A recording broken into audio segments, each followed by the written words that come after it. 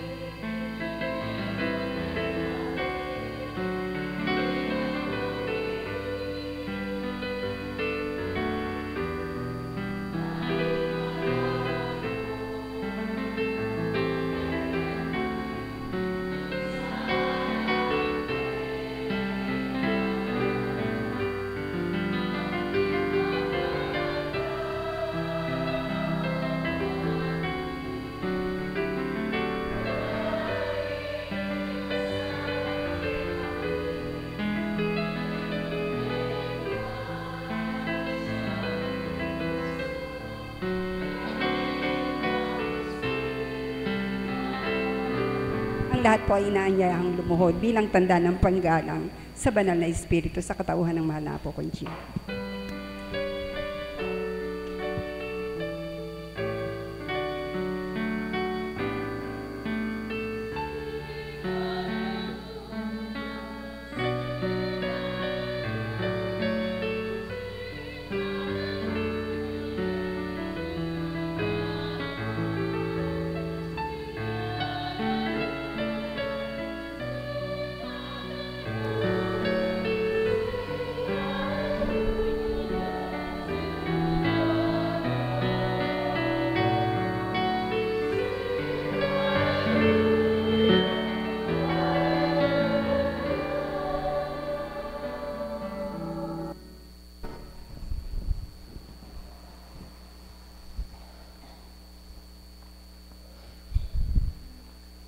Sumainyo ang kapayapaan, kay buti ng Ama, kay dakila niya. Ang lumalapit sa Kanya, naghahanap sa Kanya, nadarama siya. Nasusumpungan ang kabutihan niya, nakikilala ang kadakilaan niya. Ang nakikinig sa Kanya at nagsasabuhay ng mga aral niya, patuloy na tinatanglawan, nabubuksan at nakakaunawa sila. Kaya't halina mga minamahal ko, kung papaano ang pagmimithi ng kapwa nyo, na sa pandamang nadama nila ay patuloy makadama, magmithi rin nawa kayong mga di pa nakadarama ng mapatotohanang buhay nga siya. Ang may pandinig ay nakarinig.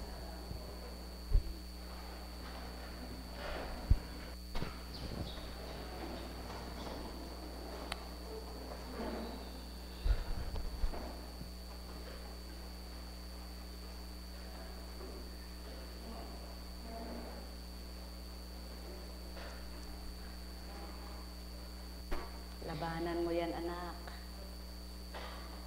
Kaya mo yan. Simple lang yan. Tibay ng loob, tatag ng pananalig at pagtanggap. Upang huwag masayang ang iyong paghihintay, bagamat alam kong inip na kayo.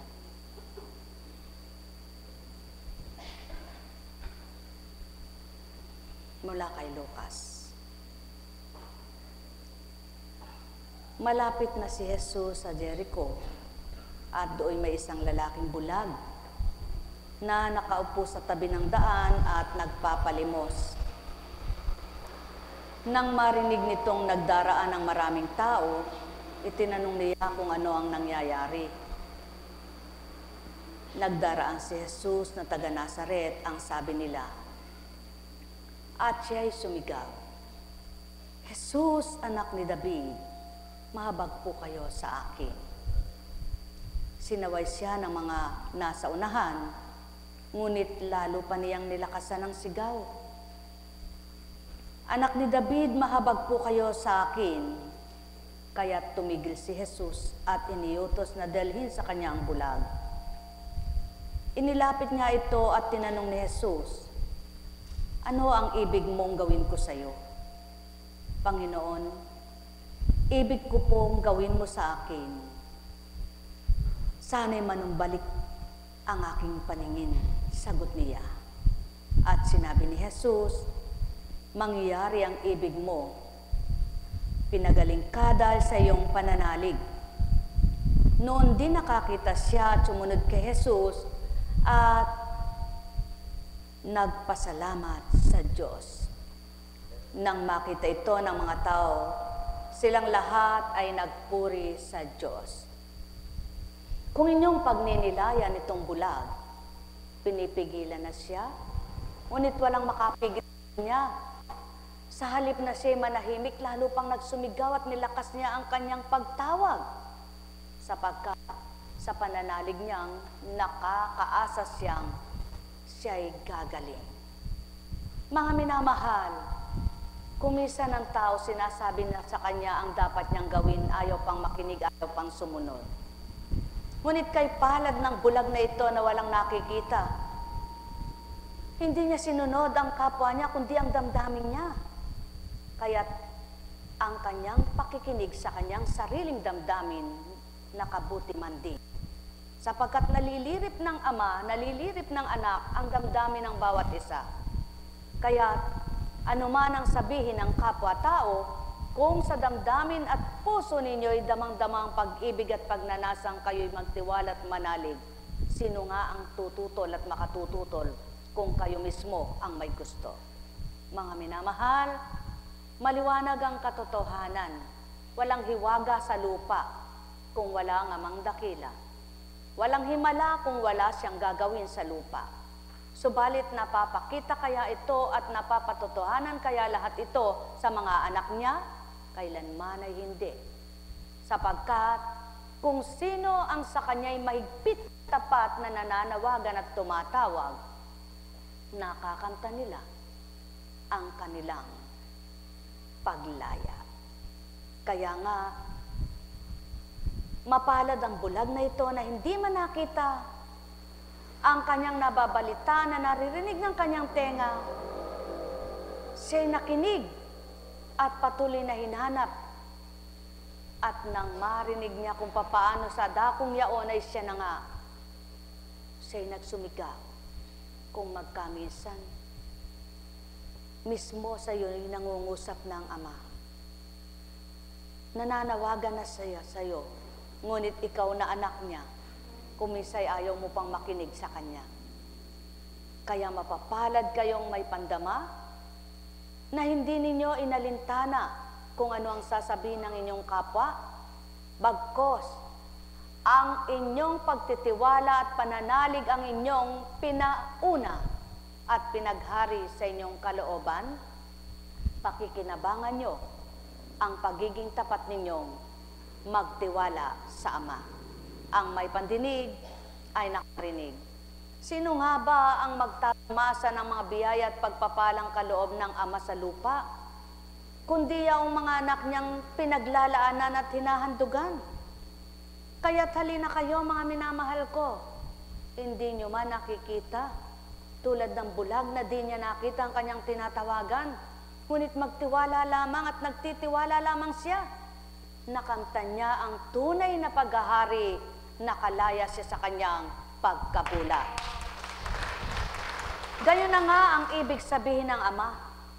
Hindi na kailangan makita mo muna siya. Kundi bagkos wala ka mang nakikita kung paano siya kumikilos sa buhay mo, ang pananalig at paniniwala ng puso mo'y gawin mo. Upang sa gayon kung paano mo pinagtitiwalang may magagawa siya sa iyo, mapakita niya ang kahiwagaan at kadakilaan niya sa pamamagitan ng kanyang espiritu at sa pangalan ng anak niyang ibinabat isinugo sa mga anak niya. Ang may pandinig ay nakarinig. Sumainyo ang kapayapaan, pagharian kayong tuwiran, malubos ang kasiyahan, kagalakay inyong kamtan. Alalaong baga, magnilay, magbulay, magtantong tuwiran, matatalos nyo kung ano ang kalooban ng Ama, sapagkat walang hindi siya may bibigay sa damdaming nararamdaman niyang dinadamay siya. Ang may pandinig ay nakarinig. Nek karameniyahanam, nek karameniyahanam, nek karameniyahanam. Buhay ba ang Ama? Tapat ba ang Diyos? Dakila ba ang Diyos? Kaya nga, maliwanag ang nakasaad. Nang marinig nitong nagdaraan ng maraming tao, ginamit niya lang ay tenga, hindi mata. Itinanong niya kung ano ang nangyayari sapagkat wala siyang pananaw.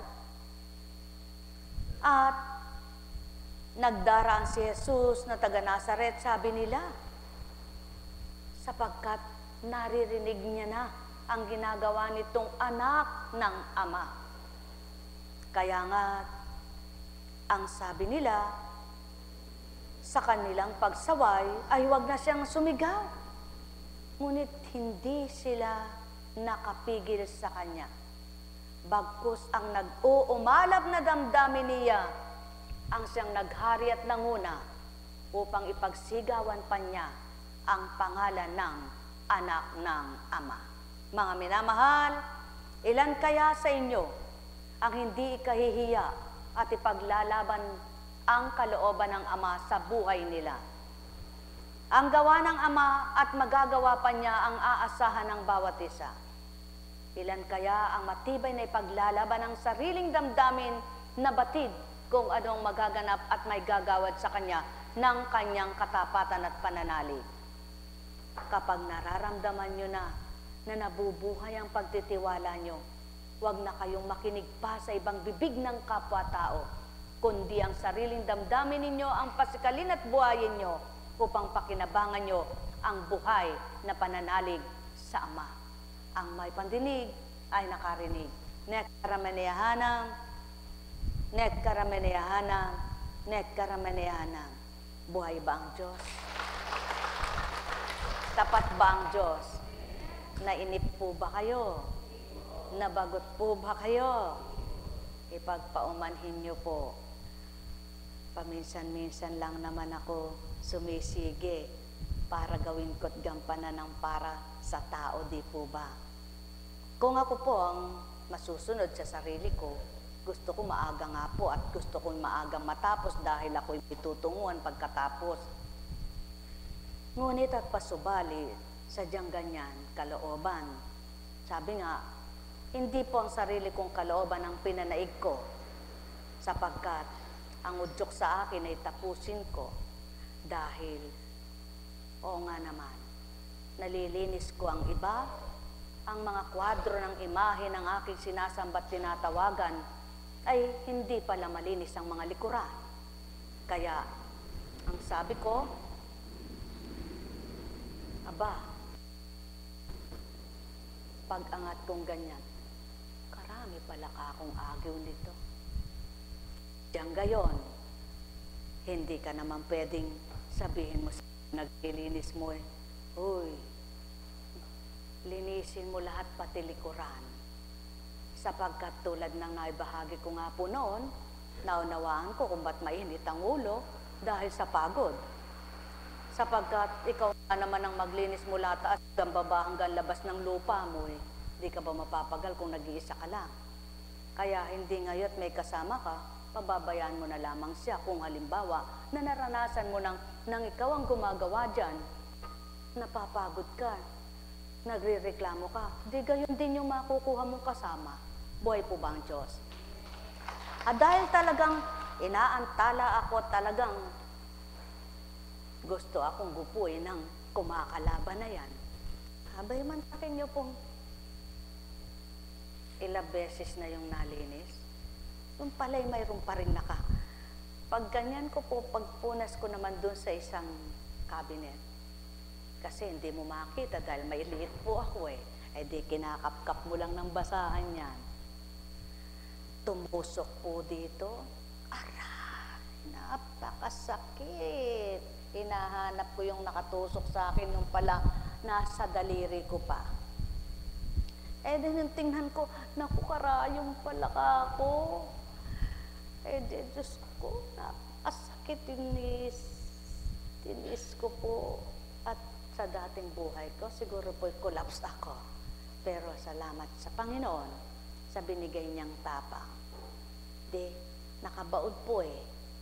Hinigit ko po, binigla akong ganyan at tinakpan ko ng Aray, sabi ko, hanap mo nga ako ng aksiba. Tatawag po sana ako kay Chris, talagang dakilang ama. Palabas ako ng pintuan at wala akong mautusan eh. Sisigaw sana ako. Kasalubong ko naman po si Chris. Anak-anak, tatawag ako sa iyo, kaya lang wala akong load. Sabi ko, pwede ba kukuha mo ako ng aksibal at amoxicillin? Ayun. Napakakirot po. Ako lumakad ng kirot. Sabi ko, hindi, ginanyan ko. Ay din nakita po ako ng anak ko. Sabi niya, Mama, na paano ka? Natusok ako ng karayom yata yun eh. Sabi, tingnan ko nga po. Nung tingnan niya, Mama, hindi karayom. Bubo, gali ka. Aka na ekat, igaganti kita. Sabi niya, paano gaganti? Dudurugi ko ekat, pinupinuwag na. Ilagay mo na ako sa CR. I-plus natin at baka makasakit pa yan uli. Sabi ko, hindi lang po yun. Meron pa palang mga yung pinaglakan ng pinuputol-putol na. Di po ba pag nagtotox silang ganyan? Meron pa, nakakawit naman. Talaga ka akong napakabait mo, taning ka, napakabait mo, maglilingkod pa rin ka ako, kung maglilingkod pa rin ako kahit na ano, eh di may sugat na po ako, eh di naglilinis ka pa, tinanggal ko pa rin yung salamin, yung takip na ganyan. Nahiwa naman po ako, sabi ko talaga, ikaw taning, napakabait mo. Di siyempre po, hindi naman pwede agad basain yan. Mabababat papasukin ng tubig. Tama po ba?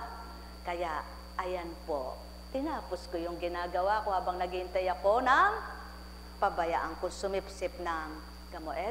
Naanta lamang po kayo, natapos naman ang aking ginagawa. Manos na lang po tayo.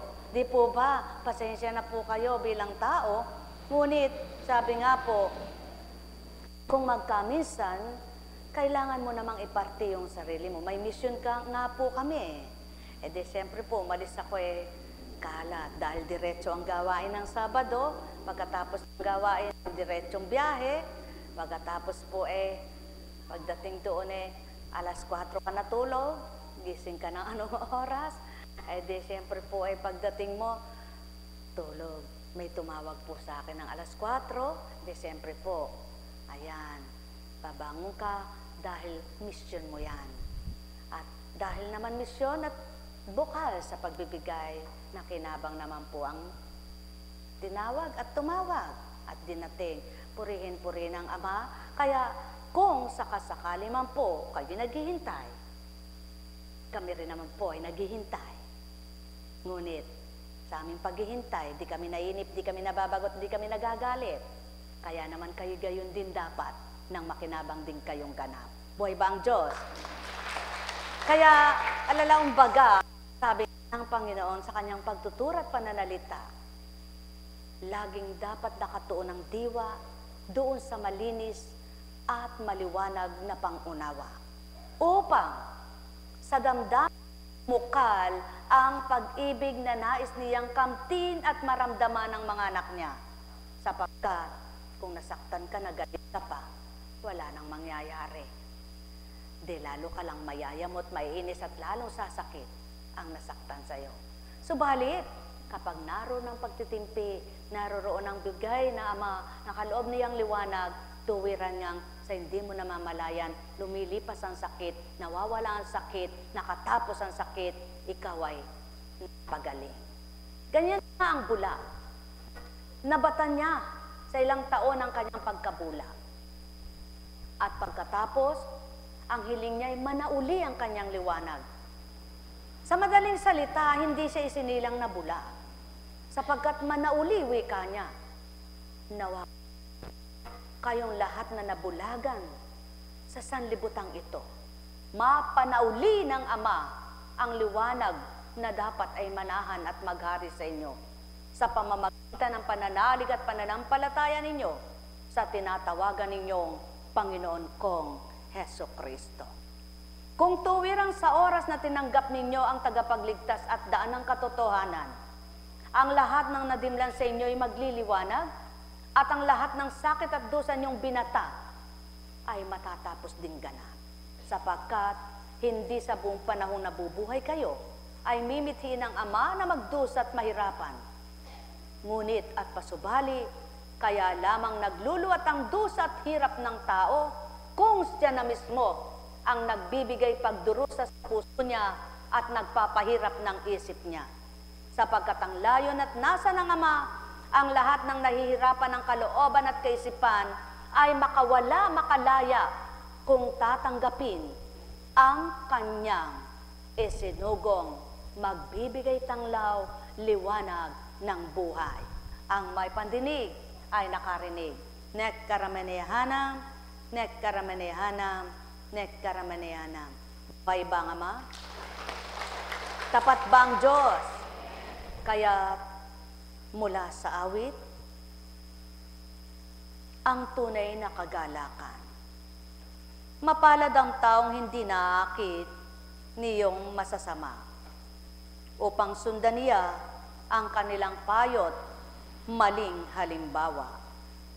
Hindi sumasama sa sinumang taong ang laging adhikay, pagtawanan lamang at hamak-hamakin ang Diyos na dakila. Nagagalak siyang laging nagsasaliksik ng banal na aral. Ang utos ni Yahweh siyang binubulay sa gabi at araw. Ang katulad niya ay isang punong kahoy sa tabing batisan. Sariwang dahot laging namumunga sa kapanahunan. At anumang gawin ay nakatitiyak na magtatagumpay. Ngunit ibang-iba ang masamang tao, ipa ang kawangis. Siya'y natatangay at naipapadpad kung hangi umihit. Ang masamang tao ay parurusahan, hindi magmimintis. Iwawalay siya sa pagkakatipon ng mga matwid. Sa taong matwid ay itong si Yahweh ang siyang mag-ingat. Ngunit kailanman ang mga masama ay mapapahamak. Katotohanan nitong sa inyo'y narinig na lubusan. Adhika ng Ama, mapabuti ang lahat ng mga anak niya.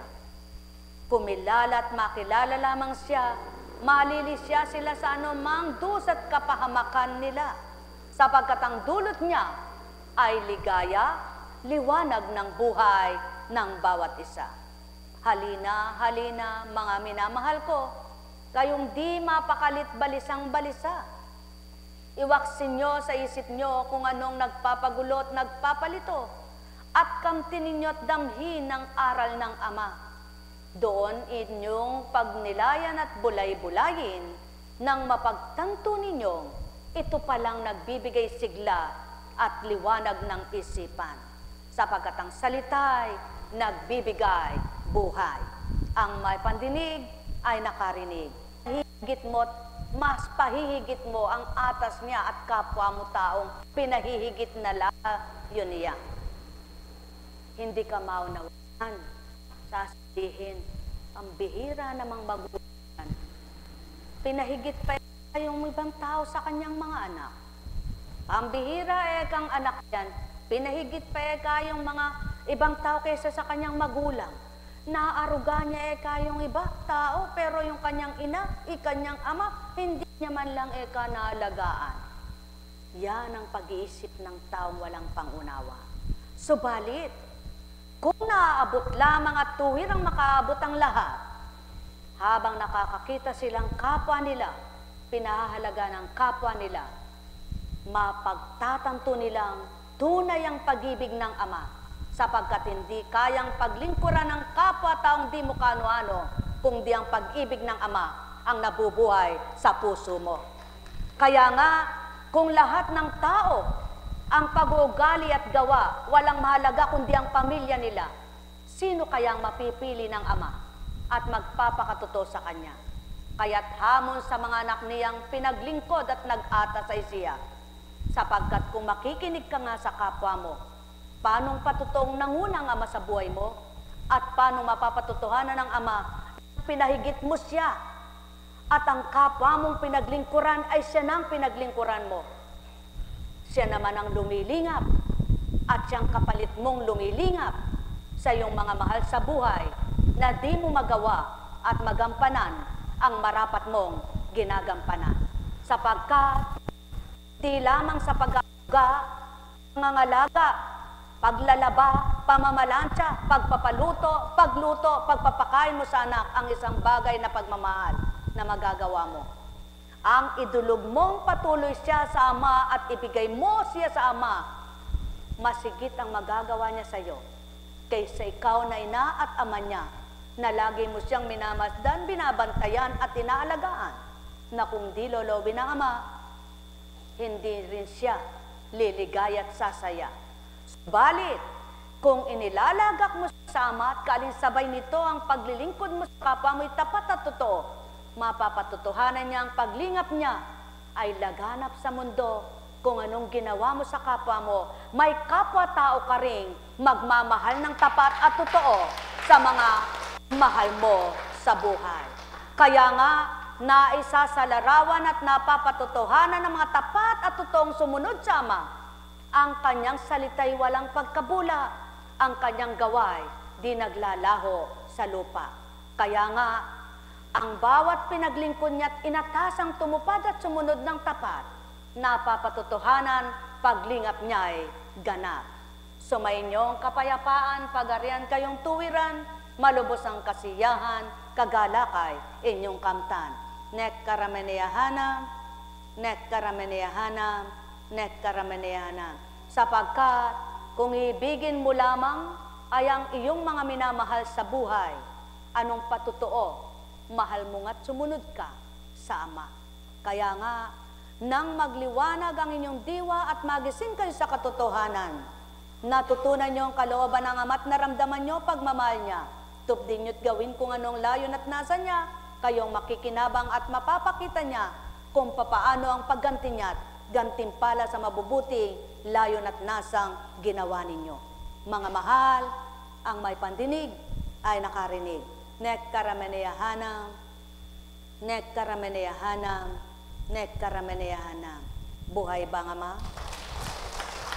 Tapat ba ang Diyos?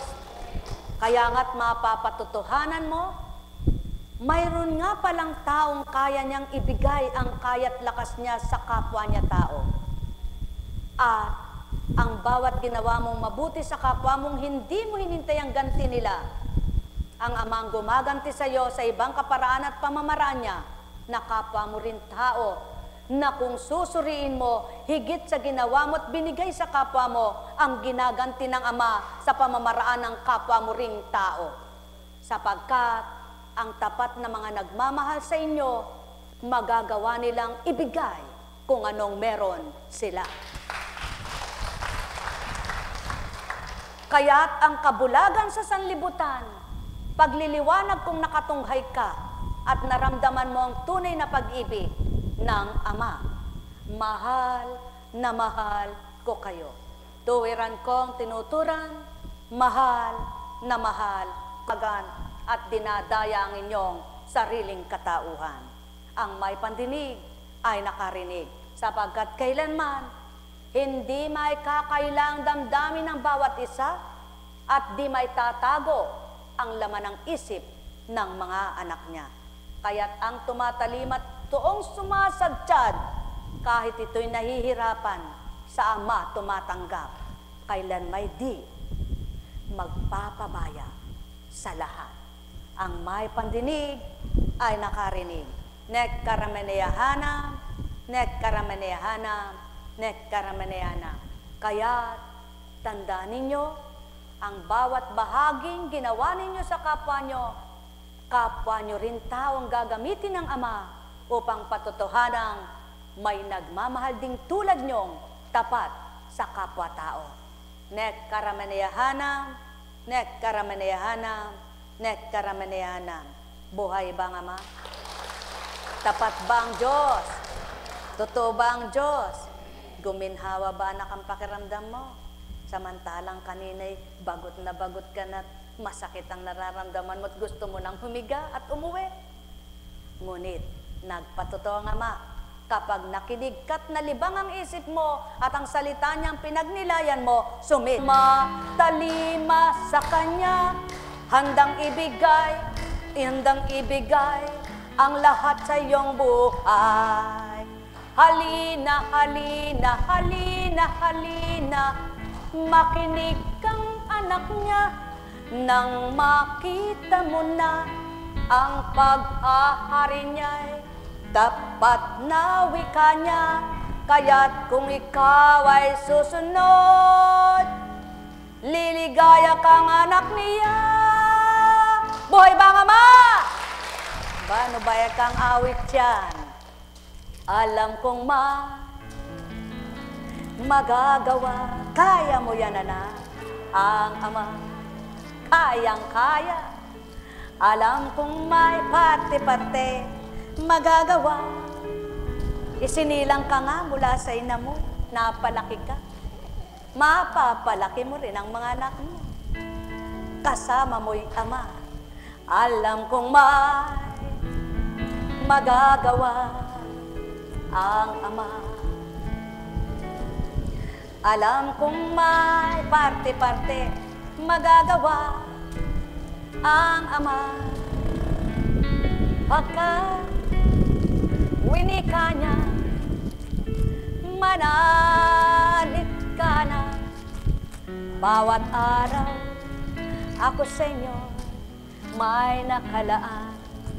Parte-parte, mayroong magandang mangyayari sa inyo. Aking mga parte-parte kayo minamahal. Oh, manalig ka anak, makakain mo yan. Mayroong magandang mangyayari sa inyo. Manalig, umangkin at tanggapin.